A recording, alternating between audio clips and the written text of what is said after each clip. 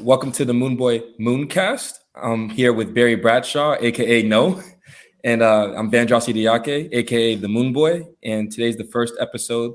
And so, guys, we just want to start out real quick by introducing ourselves and giving you guys the purpose of the podcast, and just giving you a little bit about ourselves and who we are. So I'll start first.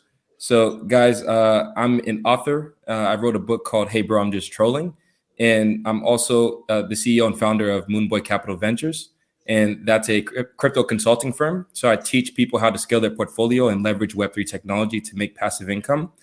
And that's just a little bit about myself and what I do. So Barry, if you want to go and introduce yourself to the audience. Okay, yeah, my name is Barry Bradshaw, aka No.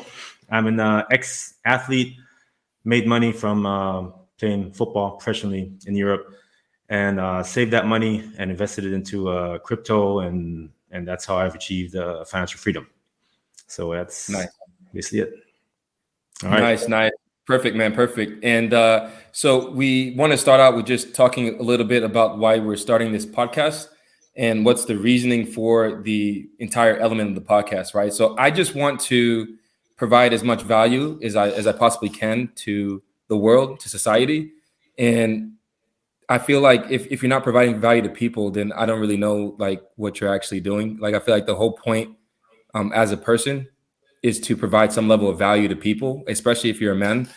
And so basically, I just want to help people with self-improvement, with female advice, with fitness advice, with finance advice, and bringing different people on that are highly skilled, highly trained in whatever vertical that they're in.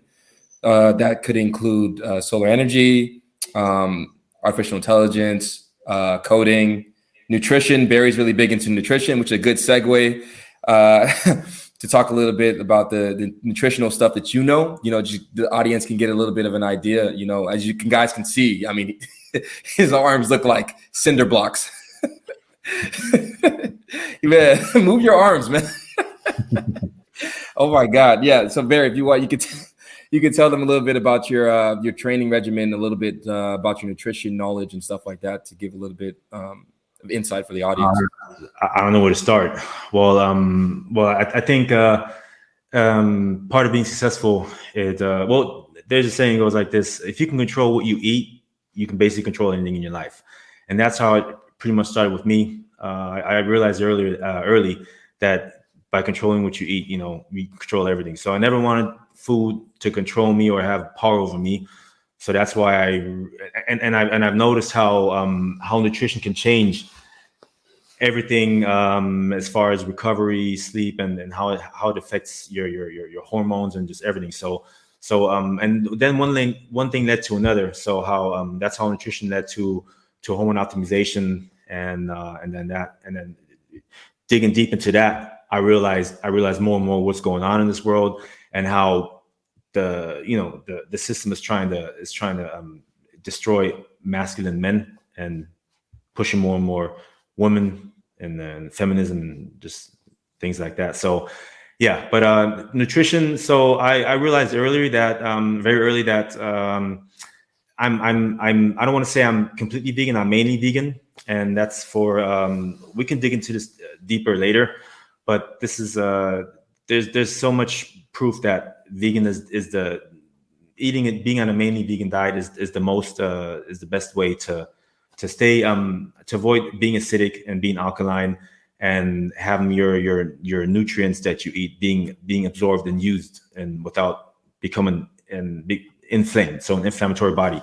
And that's the whole key, not being inflammatory and having all your nutrients being able to be used without the bad side effects of becoming inflammatory, right? So and it just has affected my whole training, just my whole life, and it really woke me up. I think the main reason why I did start really waking up is because the food, by eating this way, you're automatically detoxing your body, and this decalcifies your pineal gland. So that just makes perfectly sense. How if your pineal gland is calcified by all of the toxins that you consume and that you take up by our toxic environment these days, your pineal gland is basically calcified and you're not receptive. So, and Nikola Tesla, right? He said he received messages from the universe, and he was only able to do this because his pineal gland was really decalcified, so it was free, and he was able to receive this information. So that's the key is to detoxify your body, and like I said, you do that automatically by avoiding the bad foods and eating the healthy foods.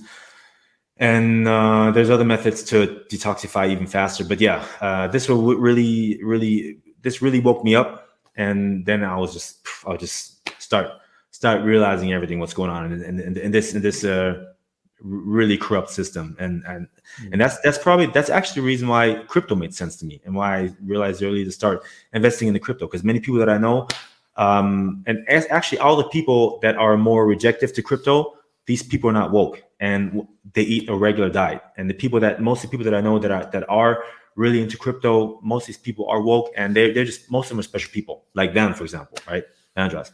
So yeah. Anything else you want to go ahead? You yeah. No, I had a question about the other methods. Actually, it's quite interesting.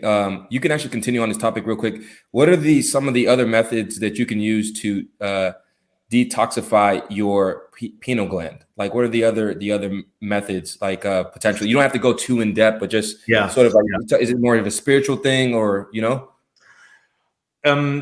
key to detoxifying is, okay, fasting is very effective, obviously. So if it's possible to fast for 3 days, that's gonna completely reset your system. It's called autophagy or autophagy, I think it's in English. And this really cleans all the toxins out of your body and cleans your cells. So fasting is very effective, and the key is definitely to avoid all of the toxic processed foods. And if you just start avoiding these, not from one day to another, you have to do things slow, right?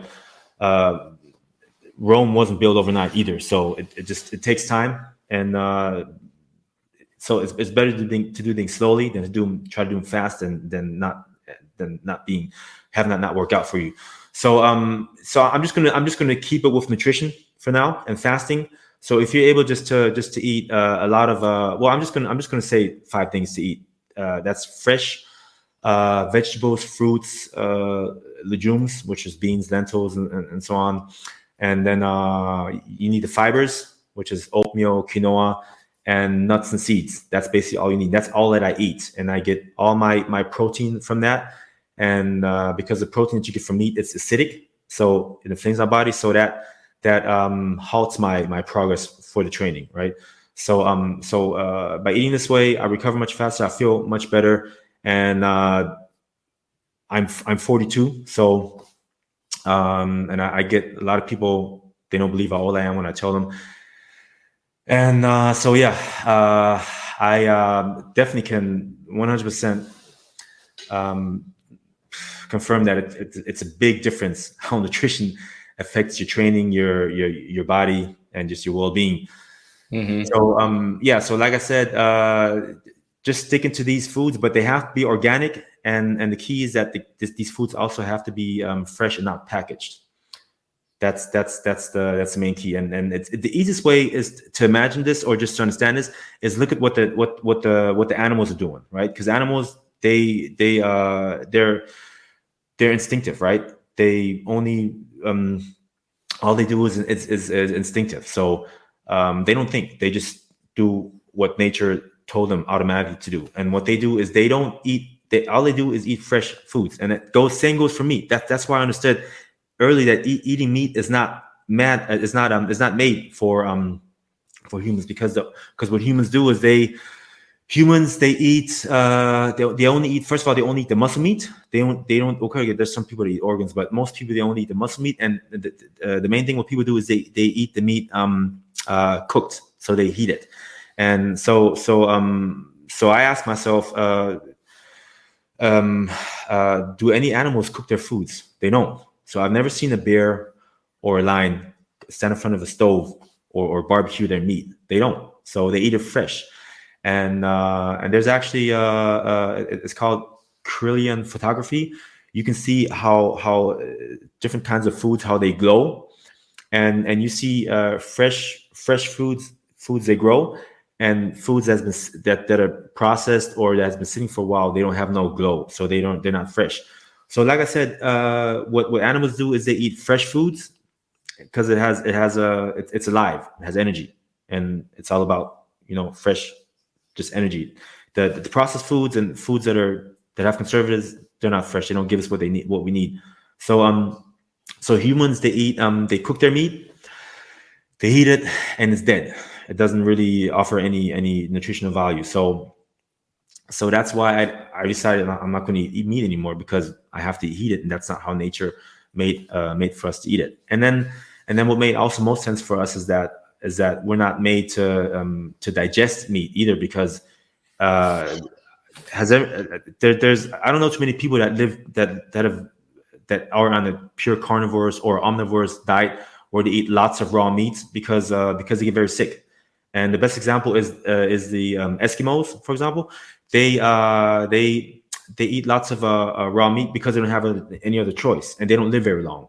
So if anybody says that our ancestors used to eat meat, it's not true. Our ancestors actually they ate a lot of grains, and they were vegans. The only reason why some of our ancestors start eating meat is because they had no other choice, because it was winter and there was no other food available. So they did it for survival. And it's proven that these civilizations, they got sick and they didn't live as long. So yeah, that and getting into a little bit into science here is you can see that our gut bacteria are not made to digest raw meats. The meat rots in our bodies, and it's just not made to digest it. Lions, on the other hand, they can digest it, but they also eat the fresh meat from a fresh kill from a zebra or gazelle, and they eat from nose to toe. So they eat all of the organs and all of the contents of the stomach. So they actually have some greens as well, that the zebra ate, and all of these omega-3s that are in the meat from a fresh killed zebra. The zebra eats it naturally feeds on grains and so it takes up a lot of omega-3s, and this is all in the meat. So the meat is also higher quality, and that's why if people do eat meat, they should eat only grass-fed cows. And then again, they should eat the meat raw, but they still cook this meat. So like I said, we're just not made to eat meat. And the foods that we're made to eat, they're, like I said, they're fresh foods and vegetables and other ones that I named, because it gets digested very easily, and we have bowel movement, and we don't have the constipation. And I'm just going to keep it as this right now, because I can go on much longer. But that's basically why we're not made to eat meat. Yeah. And perfect. Is it t-shirt time? It's never t-shirt time for me. So perfect. For what? For what? I love it, man. I love it. No, this is great value, great information, man. I wanted to ask you too as well. What do you suggest for someone who is just now getting this information about nutrition, understanding the dynamics between eating meat, not eating meat, fresh fruits and fresh food and stuff like this? What advice could you give to someone that's just starting out in terms of their journey, and where can they start? You know what I mean? Like, because everyone's on a different level, obviously. They're not on your level in terms of nutrition. So someone that's just starting very out, very easy. The person has to know if they really want it or not. So it comes down to discipline and consistency. That's the key. That's the key to everything in life. So that's why we are where we are, Yeah. So if the person does have the consistency and the discipline, start off by reading a book. And this is not advertisement, but this is one of my favorite doctors for nutrition. This guy's name is Dr. Michael Greger, and he brought out a couple of books. One book is called How Not to Die, and the other one's called How Not to Diet. If you just read those books, or if you just simply go on Google and you Google Dr. Michael Greger's Daily Dirty Dozen, it just tells you what to eat. So if you just slowly transition and start eating these foods, and learn through time, you'll be very easily be able to adjust to this kind of diet, and you'll start feeling amazing. And you'll start aging much slower because your body won't be inflamed. And the reason why the body ages because it's inflamed, right? That's actually why you have a lot of bodybuilders that they look really old, but because they eat a lot of animal protein, and they train very hard, and they take massive amounts of hormones, and that's why they age. So, but the main key is because the body is very acidic from the animal protein.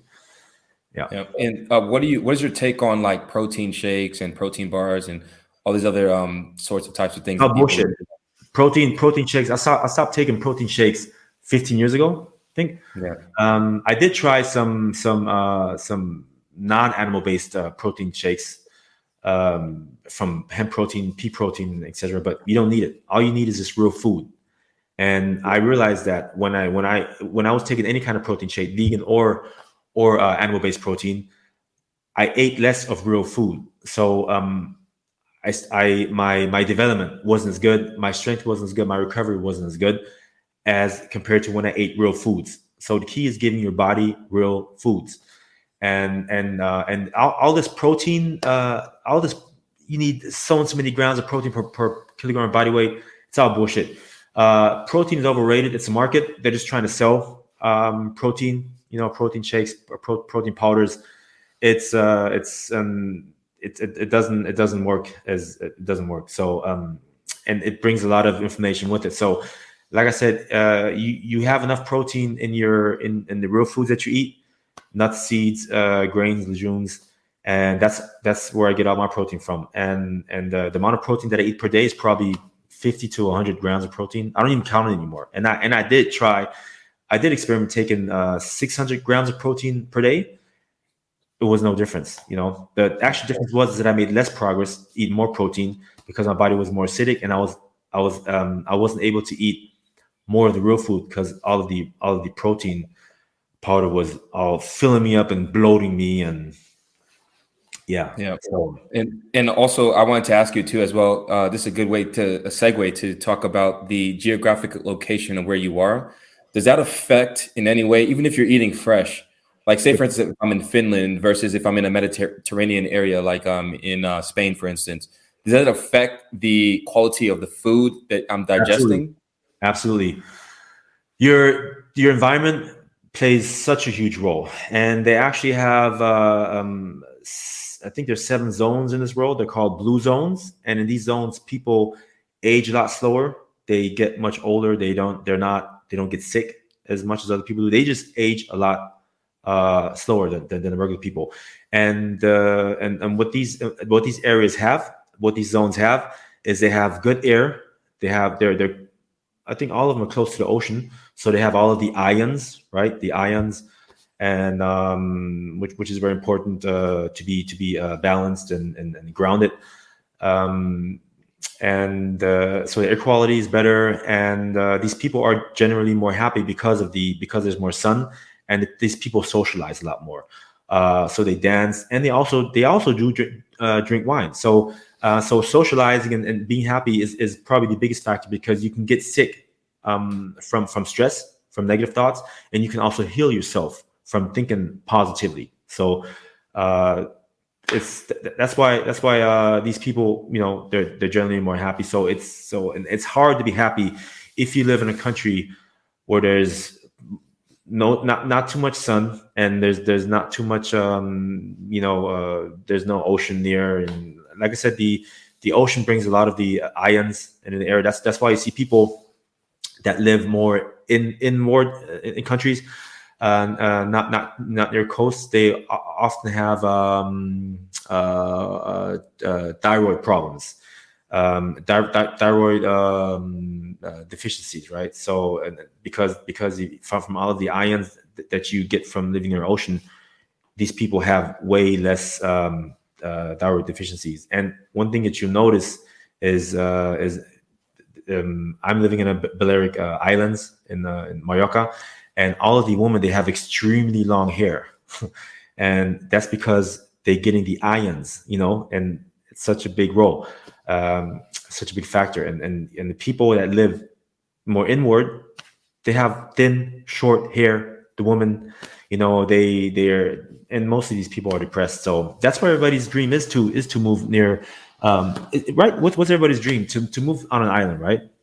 Yeah. So Or seaside somewhere. yeah, exactly. Yeah. And Yeah. and that's why it's so important to achieve financial freedom, so you can do whatever you want to do.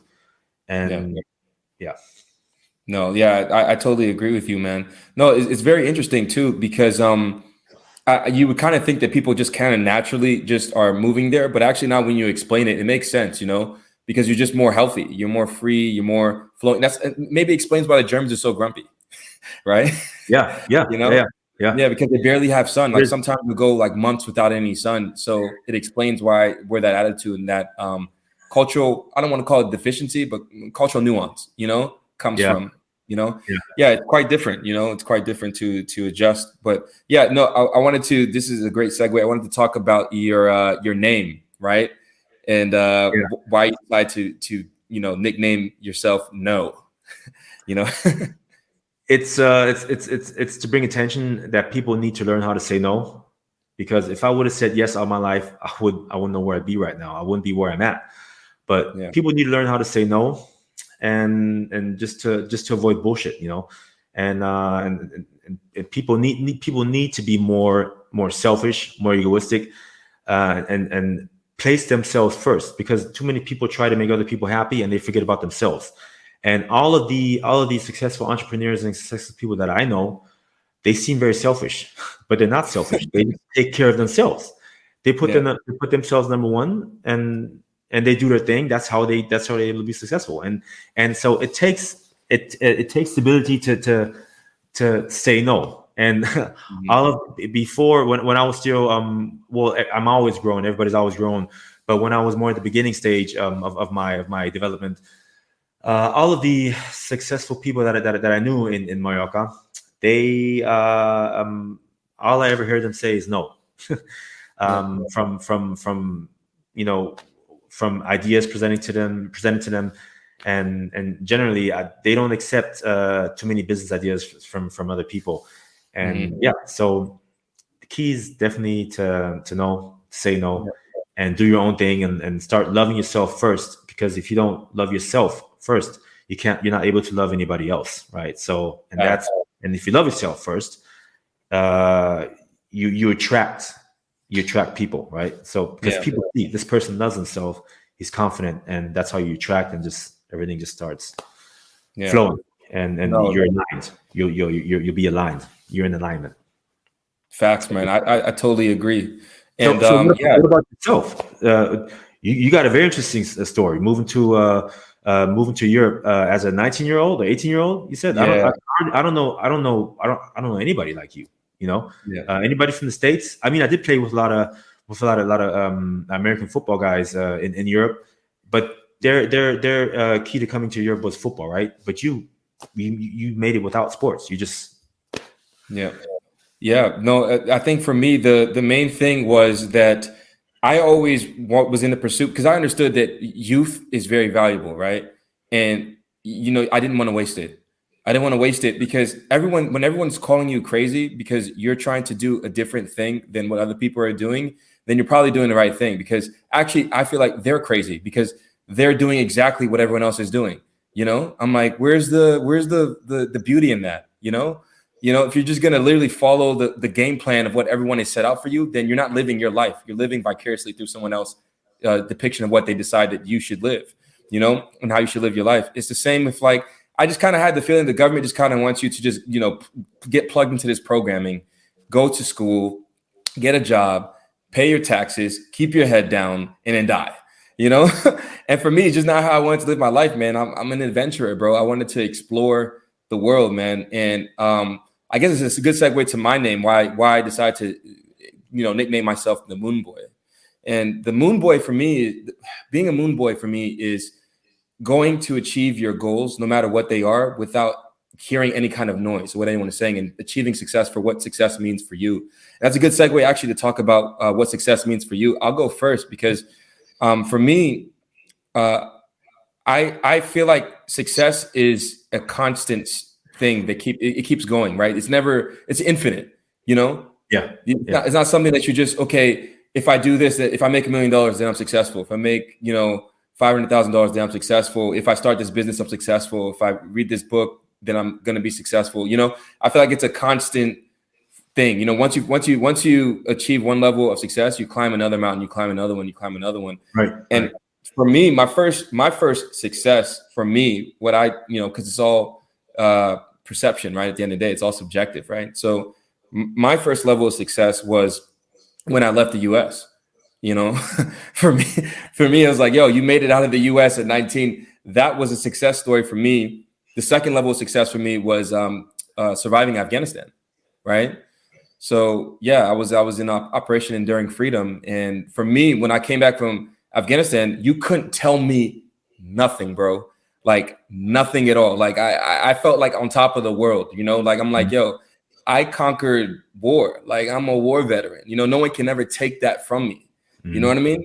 And so going through all those experiences I did in Afghanistan and coming back from that, that was success probably number 2 for me. And I just had a multitude of different successes. I got an international business degree. That was a success for me.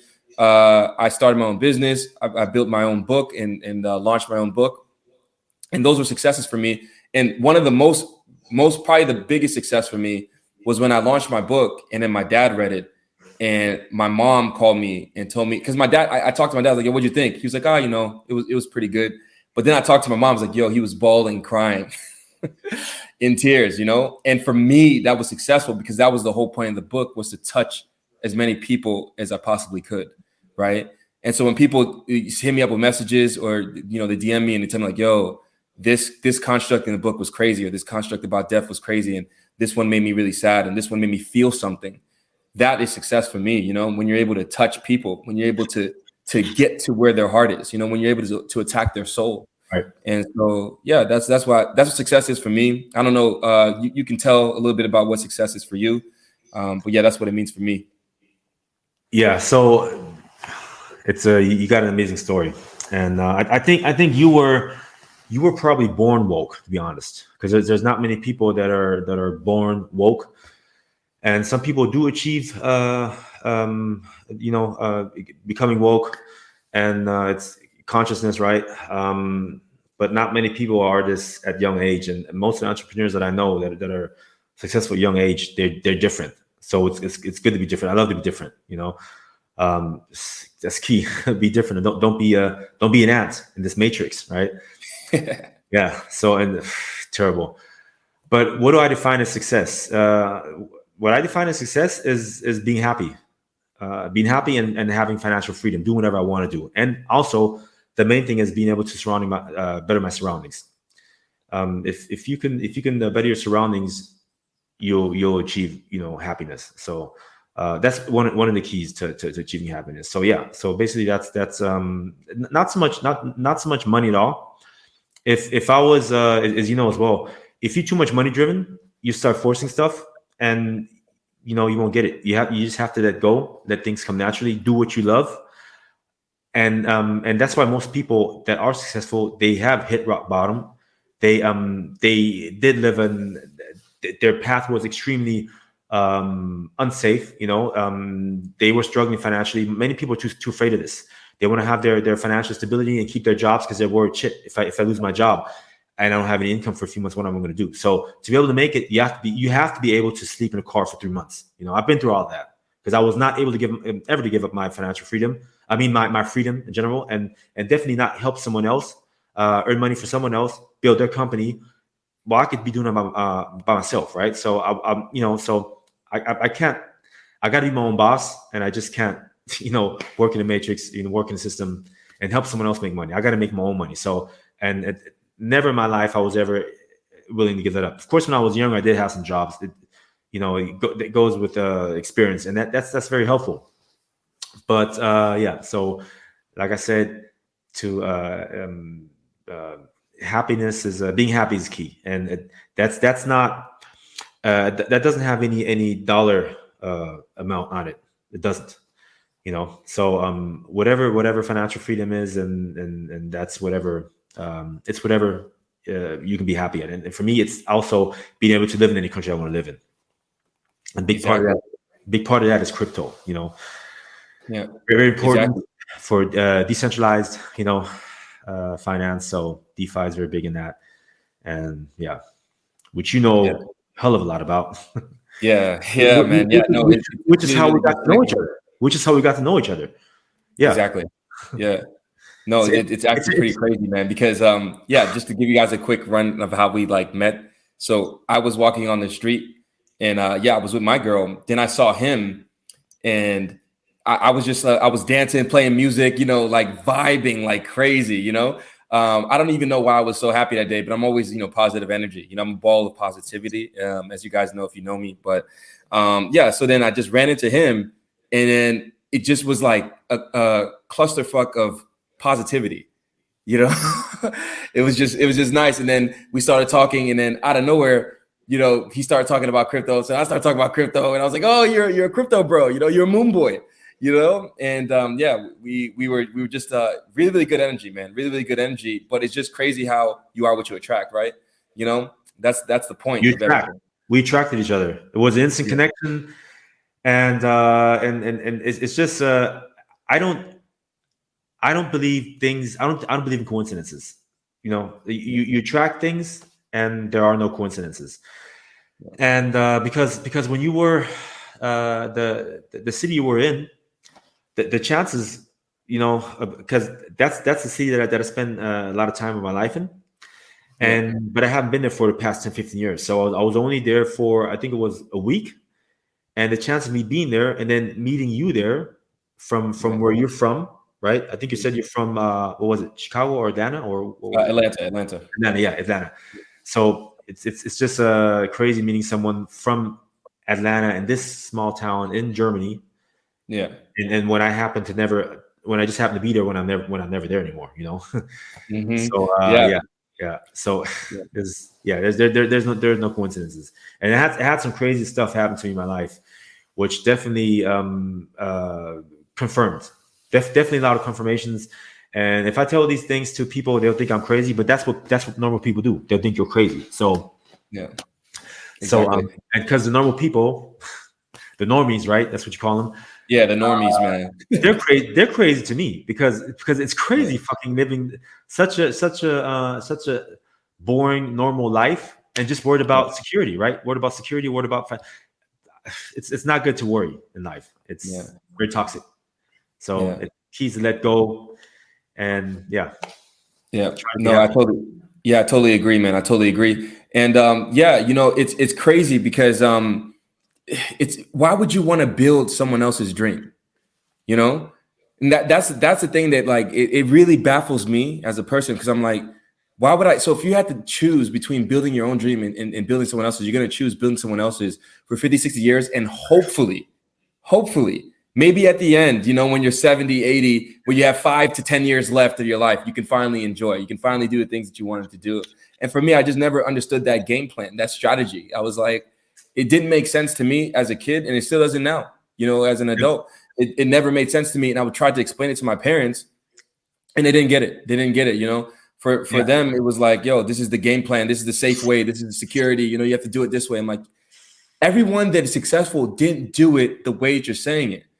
So why should I do it the way that you're saying it? If everyone that's successful that I see, it doesn't matter. Elon Musk, Kanye, Bill Gates, Jeff Bezos, it doesn't matter. Mark Zuckerberg, they all did it differently, right? So that was the shocking thing for me that I didn't understand is you're telling me to follow this set game plan, this blueprint, that it's not going to get me to exactly where I want to achieve. And what I wanted to achieve was just freedom, right? To be location agnostic, to be able to make my own decisions, wake up every day and do whatever it is that I wanted to do when I wanted to do it, and be in complete control, right? And a lot of people are not in control, man. And this is the issue, man. Look, the other day I was in a chat, right? It was a fantasy chat, because I do like fantasy basketball, to keep up with basketball and stuff like that. And this dude was just repeating a mass media narrative, and I was just like, dude, like you sound like an agent from the Matrix, Yeah, like a robot. Yeah, Scripted, right? Yeah. What'd you do? Scripted.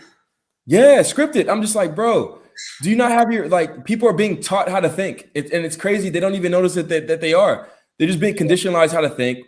The matrix is the algorithm is pushing whatever content that they want you to see on a screen. And every single day you're going onto your screen and swiping down or up or whatever and scrolling through a feed and just watching junk all day, you know, and so just being distracted and not seeing the entire landscape of the macro of what's actually happening, right? There's a lot of moving pieces that's going on right now. People aren't really paying attention. It's crazy, man.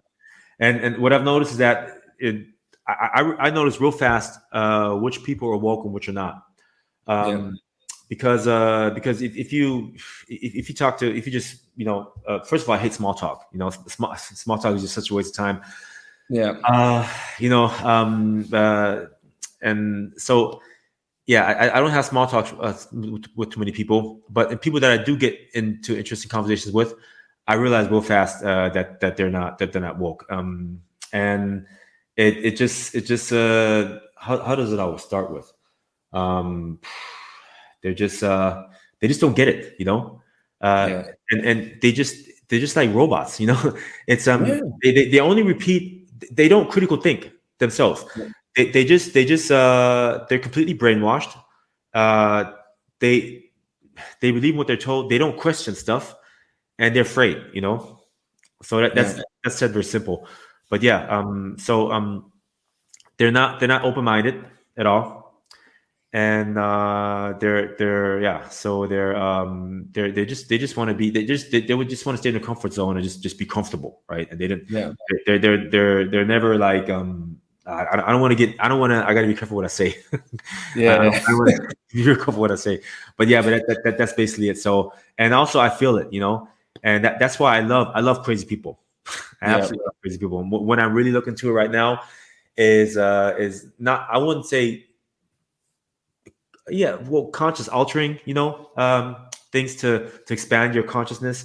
And that has a lot to do with very, very interesting what is it? What the method is? You know, if you fast for 7 days, you just become woke. It's like a drug.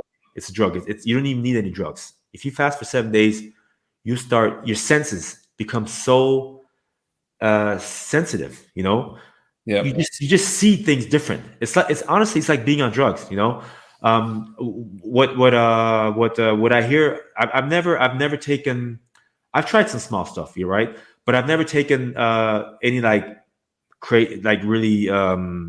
hardcore like stuff drugs. I just don't because I always need to be control of my brain, and I'm not too into like taking drugs that will affect my consciousness, and I'm not able to think of myself anymore. But I am interested in taking low doses of psychedelics, you know, to have your brain neurons find different pathways and connect and achieve achieve consciousness, like you see in the movie Limitless, right? Limitless, and also I think it was Lucy, the movie called. So there's a lot of truth. Like there's so much truth in movies that we see from Hollywood, the hidden messages, and most people they don't get them. And from all of the information that I came across, when I see these movies, I'm like, damn, they're really showing this stuff in the movies.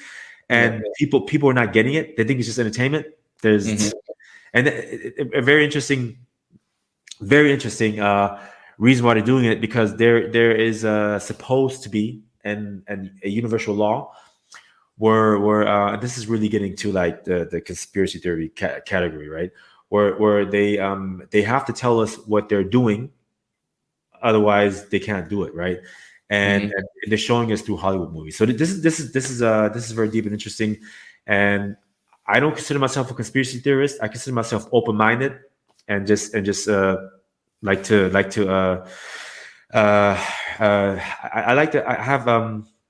just gather knowledge and just view things from many different aspects and sides and make my own mind. So I always make my own mind on anything. Yeah, no, I totally agree, man. And you make a great point too about like movies, because The Matrix, man. Oh yeah, probably the best movie ever. Man, it's literally like pinpoint what's going on right now. Like everything is so accurate. It's almost crazy. You know. You know, it blows my mind. Maybe what Andrew Tate is Morpheus. Like I don't. Man, first of all, this movie was like 25 years ago, 24 years ago. How old were you? How old were you? I think I was like 7, 6, something like that. The first one came out. I think I was like 7, 7 maybe. Yeah, but you know, you go back and you watch all this stuff. When I was watching as a kid, because I watched it with my uncle. I think the first one. My uncle used to live with me. That dude was he was a piece of shit. But anyways, yeah, I watched the first one with my uncle, man, and actually he put me on a lot of stuff, man. He put me on Tupac, Biggie, and stuff like that. But yeah, when I watched The Matrix, I didn't quite understand what I was watching. I just knew it was really good, if that makes sense. You know, as a kid, when you're that conscious, you know, like for instance, when the Chappelle Show came out, and I was still young, I was in my teens. I didn't know exactly how ahead of its time it was until I went back and watched it as an adult, and I was like, "Wow," you know what I mean? That's how it is, though. Sometimes, you know. But that's why you brought up the point. Like maybe I was just born that way, just be very, very conscious and self-aware. But yeah, that could be the case, man. Because I was aware of these things that, like, oh, this is a classic. This is obvious, you know. And people didn't get it, and I was like, how do you not get that this is a classic? You know, because some people watch these kind of movies and they think absolutely nothing, and other people, it just really starts getting their think process going and questioning stuff, you know, and seeing the message, seeing the message behind it, and then if you have and then so if a few years later, if you've got more conscious, and then you think about the movie, it's like just blows your mind, right? So no, it's crazy. And I want to go ahead. Sorry. Go ahead. No, because you I wanted to say something about Andrew Tate. Yeah, because you mentioned it, and it reminded me. Yeah. Actually, you want to go on first? You want to? No, you can go. No worries. No worries. Careful what we say again, right? Yeah. I think this guy is a like a messiah, right? He's really I don't want to go too far as like I don't want to take too far, but he's giving like a really important message about masculinity, you know, that's really needed, because men are definitely not supposed to be men these days anymore, and that is insane. And you see it. Men were always the hunters. Women were always the breeders. Is that what you want to call it? Yeah. Staying home. Women propagate society. Men push the society forward. Yeah, right. And they were providing, right? They were providers. So, and this is so in Europe. It is so sad. The whole thing about Europe is women have to be independent. Women have to be equal to men. I don't want to discriminate and say men are above women. Not at all. Both are equal, but they have their roles, right? And these roles are very important because that's how nature works. So women are not supposed to be stronger than men. They're not. Think about it. If there's a war, who's going to protect you? Who's going to go out and fight? I mean, you see Ukraine now. The dudes had to stay in Ukraine. And the girls, I saw some of them on Instagram stories or whatever. My brothers were showing me that they're partying, living life. You know what I mean? While their boyfriend or husband, whatever, is in Ukraine. But you'll notice, you'll see real fast how women won't do shit. They'll be scared. They won't fight. They don't have it in them. They don't have this. Men fight. Men train. Men lift weights. Men are most of the fighting, like, you know, the fighting, boxing, kickboxing, MMA, all that stuff. That's men. So, and that just shows you the different roles. So if you, I'm not saying the relationship is the man is supposed to be the absolute alpha and the woman has nothing to say. That's not what I'm saying at all. But I'm saying that they have their roles, and that's just how nature is meant it to be. Okay, now Andrew Tate, some of the message that he is saying is they're very misogynistic, right? It's difficult to get into this real deep, but the main message that he's giving, he comes across as very, very misogynistic, right? but he's saying facts, he's saying truth about so much stuff that he's speaking about. So I think he's giving a really good message. Some of the things that he has said, I only want to speak about. I think like most of the stuff that he said did make sense, and it is a good message that he is saying. So yeah, we need more. We need more masculinity back. And this really quick. I just want to pick up on this on the subject. Why his message is so good is because, like I said, society is trying to suppress men, and they're doing it. They're doing it by all of the our environment has gotten so toxic, and you start to feel that, is this done purposely, right? So with all of the the chemtrails and all of the toxins in our foods, the PCBs, the xenoestrogens, from all the plastic watered plastic bottle, watered plastic bottles and so on. Yes. And we got so many environmental toxins. They're called they're also endocrine disruptive factors, so EDCs. And what they do is they suppress testosterone, and they cause estrogen dominance. That's why you have a lot of men. They're basically like, they're pussies today. Compare men today to how they were like 30, 40 years ago. Men were men back then. Today, you see so many pussies, and you see so many. I have nothing against homosexual men at all. Yeah, but I just see so many more homosexual men. And so there seems to be a development toward this way, and toward this, that a lot of men are born into the society with low testosterone, and it changes their brain structures, and they become more many become gay. And so and thinking further, it kind of told me that men that are not strong, men are weak, they can't fight, right? So if you have a lot of weak men, you won't ever have a revolution, right?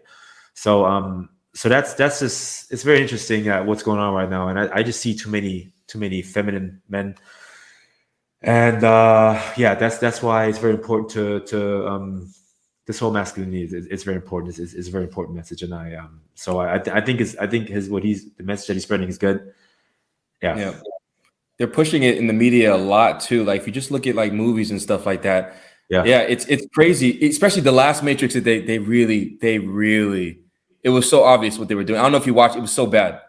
That last Matrix, I just forget it in my head, but it was so bad because there was a clear agenda there.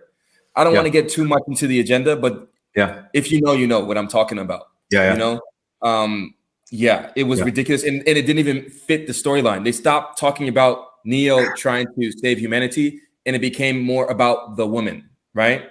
They made it silly. It seemed like because the first movie was so good and they can't take it back anymore, they had to fuck it all up by destroying it all. That the fourth part, right? Yeah, the fourth one. It was terrible, man. Like it didn't even make any sense.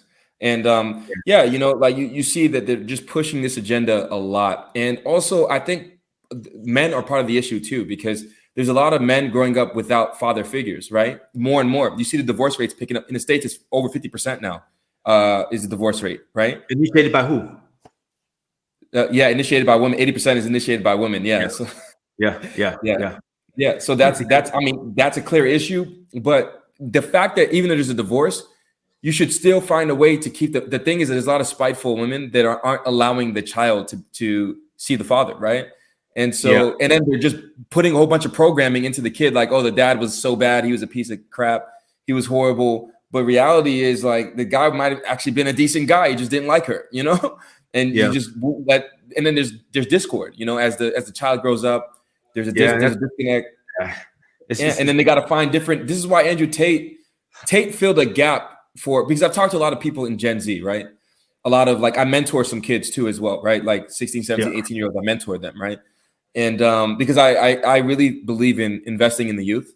Like I'm a firm believer that you should always invest into the youth because they're our future, right?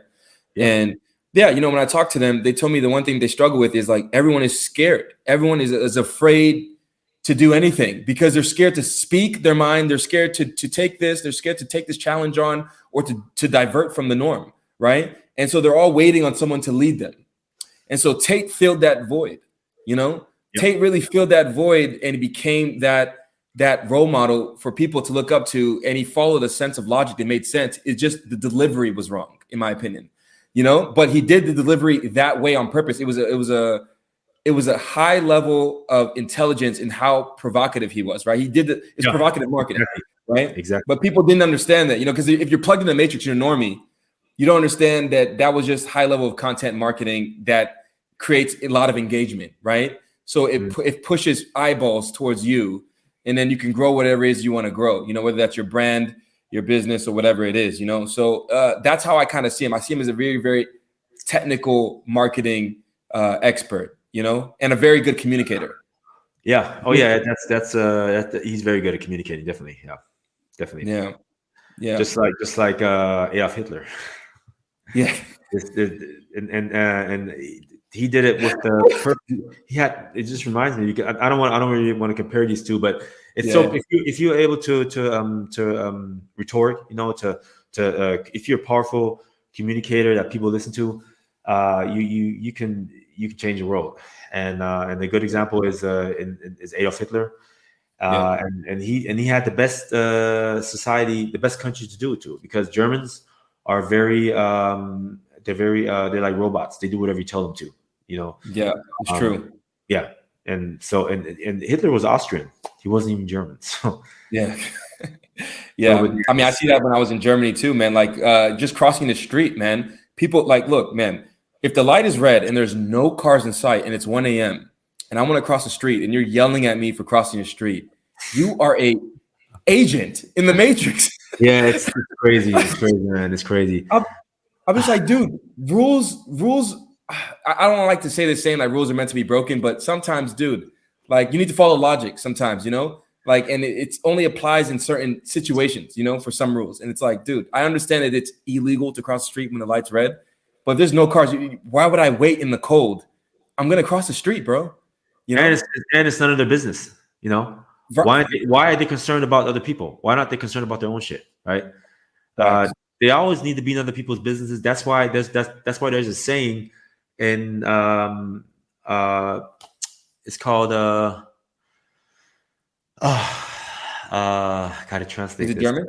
Is it German? It is German, but you call them like fence Nazis, you know, like, you know, because all they do, especially with people, is they just chill on their windows and they watch what people do, and if they see anything suspect, they'll call the police immediately. Seriously, they have nothing better to do. And it's really like that. Yeah, and it's people. German people, they're just a special breed. So, yeah. But they're very organized. They work very efficient. That's why they have. I think they have one of the biggest gross product, right? I mean, domestic. They're the best number one economy in Europe, from my understanding. Yeah, the highest GDP in Europe. Yeah, that's why people they migrate there. Because they produce a lot, you know. So they are good with that type of stuff, but some stuff. That's why, for instance, like with my ex, she was German. She was like, "Yo, you're like the most masculine man that I ever met." You know, she wasn't used to that level of masculinity. You know, for her, it was like it was very new. You know, but she liked it. She enjoyed it, but she wasn't used to like me taking the lead, me wanting to pay, me like being disciplined. She wasn't used to that because that's just not what she was used to, having to teach boys how to be men. And that was her boyfriend, you know? So your first date with her, was she surprised when you paid the bill? Yeah. She was shocked. Because they split, right? They usually split bills. How crazy is that? Huh? How crazy is that? Yeah. I mean, it just takes it too far, you know? It's crazy, man. So, we've gone on for almost an hour now, so we're almost hit our time limit. Man, this has been great though. But I don't want to basically go on too far because you know people, you know, their attention spans and everything. But I did want to address this report by Credit Suisse, which is, if you guys don't know, Credit Suisse is one of the top investment banks in Switzerland, in the world, right? And it came out with this report. And basically, they were talking about the difference in terms of the pyramid, in terms of wealth, right? The discrepancy in terms of wealth, the wealth pyramid. And they said basically, if you make less than, or if your net worth is $10,000 or less, you rank in the bottom 53.2% of the world, right? And moving up in the rankings to the 33.8% of the world, you need to have a net worth between 10,000 to 100,000. And moving up again in the ranks, if you make anywhere between, or if you have a net worth of 100,000 to 1 million, you're basically in that top 11.8% or around 12 percentile in the entire world, globally speaking. And if your net worth is 1 million USD or above, you're in the top 1.2%, right? So, yeah, I think we're doing pretty all right when it comes to those statistics, right?